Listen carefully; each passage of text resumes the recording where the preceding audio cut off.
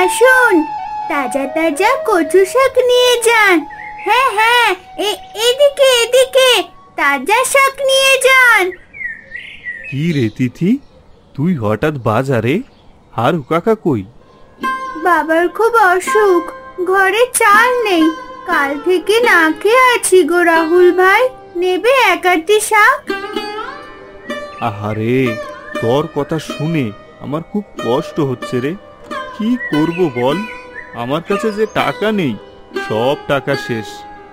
ঠিক আছে, নিতে হবে না, তবে বাবাকে দেখতে যেও রাহুল ভাই।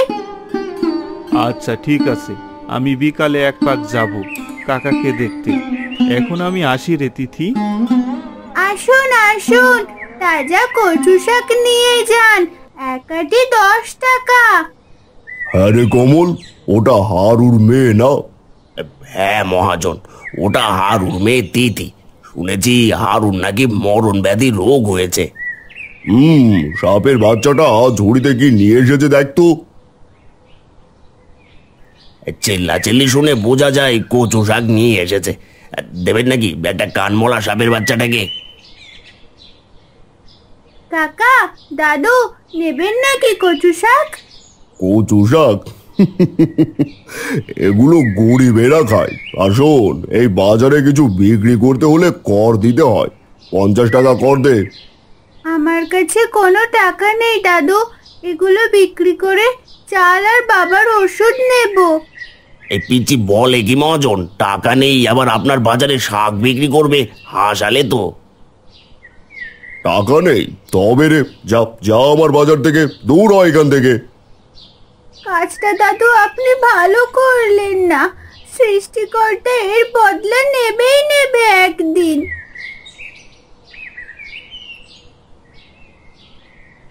এই এক কাপ চা দাও তো শফিক ভাই। এই নাও চা। কি দিন যে এলো, এমন দিন দেখতে হবে তা কখনো কল্পনা করিনি। তোমার আবার কি হলো শফিক ভাই? তুমি কিছু শোনোনি? না তো, কি হয়েছে শফিক ভাই? আরে উত্তরপাড়ার জগাইয়ের বউ ফেসবুকে রিলস ভিডিও আপলোড করতো না, পরকীয়া করতে গিয়ে ধরা পড়েছে। সে তো অনেক ভাইরাল মহিলা, শুনেছি ফেসবুকে অনেক টাকা ইনকাম করে। আর ভাইরাল, এদের কোনো ইজ্জত আছে নাকি? সারাদিন শরীর দেখিয়ে ভিডিও করে। দুষ্ট লোক একটা আমার কচু শাকগুলো সব নষ্ট করে দিয়েছে। এখন আমি বাবার ওষুধ কিনবো কিভাবে? আরে তিথি না, আয় আয় এদিকে আয়। দেখো না কাকা, মহাজন দাদু ও কমল কাকা দুজন মিলে আমার শাকগুলো নষ্ট করে দিয়েছে। এই কমল আর মহাজন মিলে গ্রামে যে অন্যায় শুরু করেছে, এর প্রতিবাদ না করলে একদিন সবাইকেই পস্তাতে হবে। তিথি, তুই কেন বাজারে? হারু ভাই কই? কিছুদিন ধরে তোর বাবাকে দেখছি না। কাকা, বাবা তো খুব অসুস্থ, ঘরে চাল নেই, বাবার ওষুধ নেই, তাই বাজারে এসেছিলাম কচু শাক বিক্রি করতে, কিন্তু মহাজন বিক্রি করতে দেয়নি। হারু ভাই খুব ভালো মানুষ, তার বিপদের দিন আমাদের উচিত তার পাশে দাঁড়ানো। দাঁড়া দেখছি ক্যাশ বাক্সতে টাকা আছে কিনা। শফিক ভাই, আমি তো এখন টাকা নিয়ে আসিনি। তুমি আমাকে 200 টাকা ধার দাও, আমি তোমাকে পরে দিয়ে দেব। না না, টাকা লাগবে না কাকা, তোমরা শুধু বাবার জন্য দোয়া করো, যেন বাবা তাড়াতাড়ি সুস্থ হয়ে ওঠে। লাগবে না মানে? এই নে 500 টাকা। না না, আমি এই টাকা নেব কেন? কারো দয়া বা দানের টাকায় বাবার চিকিৎসা করাতে চাই না। আমি এই কচু শাক বিক্রি করে বাবার ওষুধ নিয়ে যাব। এভাবে বলতে নেই রে মা, কেউ যদি ভালোবেসে কিছু দেয় সেটাকে দয়া বা দান বলে না। এই টাকাটা নে। মা কিছু বলবে না, টাকাটা না দিলে আমরা যে কষ্ট পাবো, টাকাটা নে মা। কিন্তু কাকা, মা শুনলে আমাকে বকা দেবে। আচ্ছা দাও, তোমরা এত করে যখন বলছো, দাও তাহলে। একটা মজা দিই, খাবি? না না কাকা, মা বলেছে মজা বা চকলেট খেলে দাঁতে পোকা হয়। এখন তাহলে আমি আসি। এই দাঁড়া, কোথায় যাচ্ছিস রে? এই টাকা কি এমনি এমনি দিয়েছি? কচু শাক দিয়ে যা। টাকা দিয়ে আমি এই কচু শাক কিনে নিয়েছি। পাকা বুড়ি একটা, কচু শাক বিক্রি করে ওষুধ কিনবে। না, দেব না কচু শাক। আমি বাড়িতে নিয়ে গিয়ে মাকে বলবো কচু শাক ভর্তা করতে। আর তোমাদের দাওয়াত দিয়ে গেলাম, যাবে কিন্তু।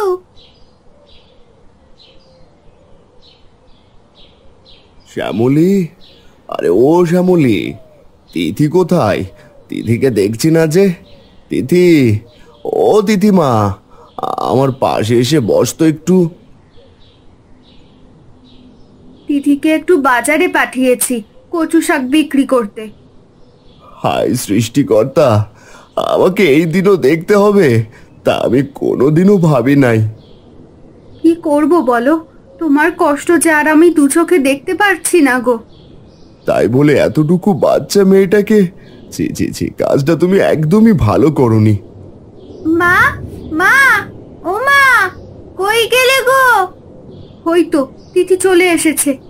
এই যে এই ঘরে আমি। তিথিমা, আয় আয় মা আমার, তুমি এমন কাজ আর কখনো করবে না। আমার কলিজার টুকরো মেয়েকে দিয়ে এমন কাজ আর কখনো করাবে না। কি রে, শাক বিক্রি হয়নি?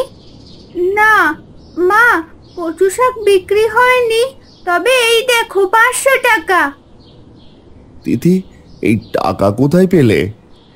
শাকিল কাকা ও শফিক কাকা, তারা দুইজন এই 500 টাকা দিয়েছে। প্রথম আমি নিতে চাইনি, যখন বলল কেউ ভালোবেসে কিছু দেয় সেটা নিতে হয়, তাই নিয়েছি। হ্যাঁ রে মা, কেউ কিছু ভালোবেসে দিলে সেটা নিতে হয়, তবে নেবার আগে তাদের চোখের ভাষা বুঝতে হবে। ভালোবেসে দিচ্ছে না চাপে পড়ে দিচ্ছে, সেটা দেখে তারপর নিতে হয়। আচ্ছা মা, চোখের ভাষা কি? চোখ কি কথা বলতে পারে? কই আমার চোখ তো কথা বলে না। হ্যাঁ রে মা, বড়দের চোখ কথা বলে, মুখে না বললেও চোখ বলে দেয়। অত কিছু বুঝতে চাই না বাপু, তোমাদের বড়দের ব্যাপার। এই নাও টাকা, এক্ষুনি বাবাকে ডাক্তার দেখাতে নিয়ে যাও মা।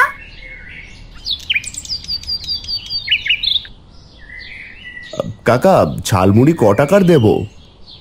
দাও 10 টাকার, তবে ঝালটা একটু বেশি দিও। আমি আবার ঝাল ছাড়া ঝাল মুড়ি খেতে পারি না। কাকা, কাঁচা মরিচের অনেক দাম, তাই একটু শুকনো মরিচের গুঁড়ো দিয়ে দিই। না না বাবা, আমি বুড়ো মানুষ, শুকনো ঝাল পেটে সহ্য হয় না। তুমি আমাকে কাঁচা মরিচই দাও। আচ্ছা কাকা, ঠিক আছে।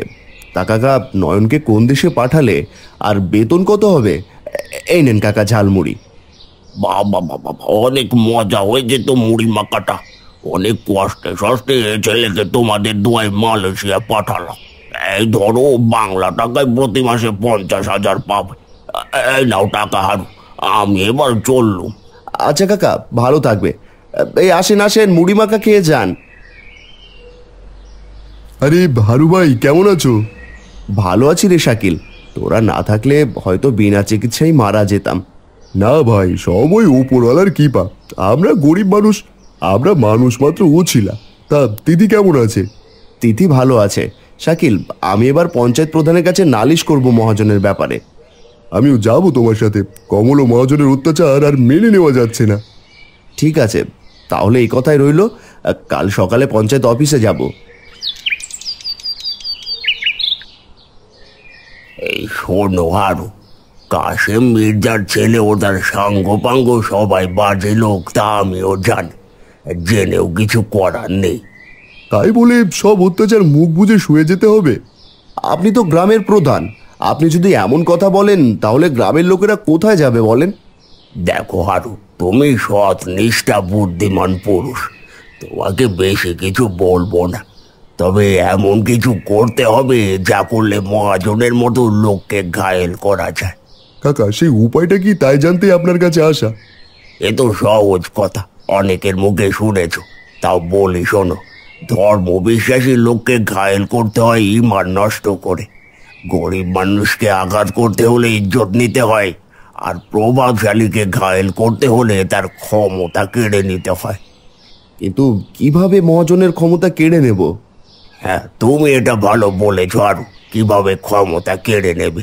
মহাজনের তো অনেক চেলাফেলা, টাকা দিয়ে মুখ বন্ধ করে রেখেছে। সেটা তোমাদের খোঁজ করতে হবে। তবে আমি তোমাদেরকে একটা গোপন তথ্য দিয়ে সাহায্য করতে পারি।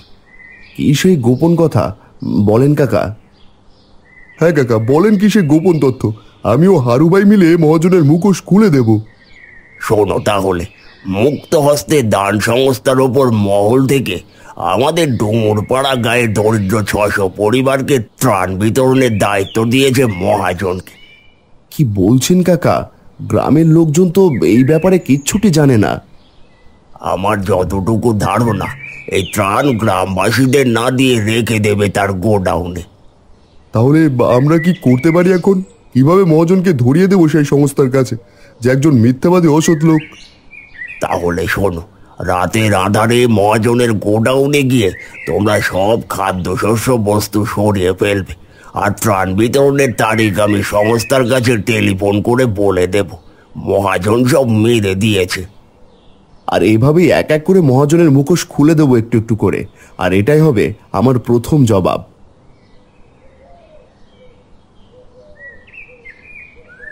কি গো, তুমি এতক্ষণে এলে? এদিকে তিথি খাবার না খেয়ে বসে আছে। কি রে, তোমার মা বলছে তুমি এখনো খাবার খাওনি? কিভাবে খাবো বলো? তোমাকে ছাড়া কখনো কি খেয়েছি? তুমি আর আমাকে আগের মতো ভালোবাসো না। যাও, তোমার সাথে আরি। পাগলি মেয়ের কাণ্ড দেখো। আমি যখন থাকবো না তখন কি করবি রে? অমন কথা কখনো মুখে আনবে না। তোমার কিচ্ছু হবে না, আমি হতে দেব না। না রে পাগলি মেয়ে, কারো বাবা চিরদিন থাকে না। মৃত্যু যে অনিবার্য, এর স্বাদ সবাইকে গ্রহণ করতে হয়। হয়েছে হয়েছে, আর এমন কথা বলো না। চলো, রান্না হয়েছে, খাবে। কি রান্না করেছো আজ? হ্যাঁ, আমার এখন খুব ক্ষুধা লেগেছে। তাড়াতাড়ি খাবার দাও। বাবা, আজ মা কচু শাক দিয়ে চিংড়ি করছে। কতদিন যে চিংড়ি মাছ খাই না, আজ মন ভরে পেট ভরে খাবো। রে কমল, আর কতক্ষণ লাগবে? এদিকে যে অনেক রাত হতে চললো, বাড়ি ফিরতে হবে না? এই তো কর্তা, প্রায় শেষের দিকে। আর একটা বস্তা বাকি আছে, গুছিয়ে চলে যাব। তাড়াতাড়ি কর, কেউ দেখে ফেললে সমস্যা হবে। আর এবার ভালো ইনকাম হবে বল। হ্যাঁ কর্তা, আপনি এবার ভালোই দান মারবেন, কিন্তু কর্তা, গ্রামের লোকেদেরও তো কিছু দেওয়া দরকার। গ্রামের লোকেদের দেবো আমি? হাসালি রে কমল, সময় থাকতে থাকতে যতটা পারি গুছিয়ে নিতে হবে।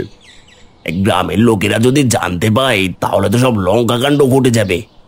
গরিব ছোট লোক অশিক্ষিত মূর্খের দলেরা আমার কিচ্ছুটি করতে পারবে না। আর জানা তো পরের ব্যাপার। চলেন কর্তা, হয়ে গেছে।